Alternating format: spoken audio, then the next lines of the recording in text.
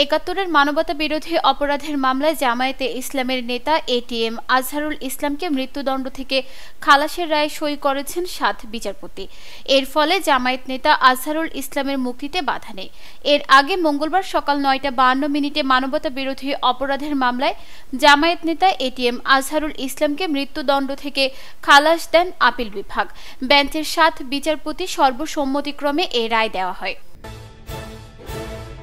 পাচার হওয়া আনুমানিক ১৮ থেকে ২০ বিলিয়ন ডলার ফেরত আনাটা কঠিন।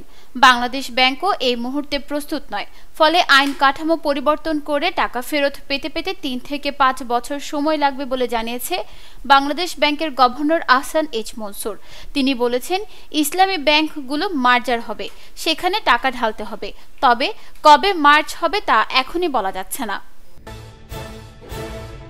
সরকারি চাকরির অধ্যাদেশ বাতিলের দাবিতে আন্দোলনরত কর্মকর্তা কর্মচারীরা আগামীকাল বুধবার একদিনের জন্য কর্মসূচি স্থগিতের সিদ্ধান্ত নিয়েছেন। আজ মঙ্গলবার সচিবালয়ে সরকার কর্তৃক দায়িত্বপ্রাপ্ত সচিবদের সঙ্গে আলোচনার পর তারা এই সিদ্ধান্ত নেন।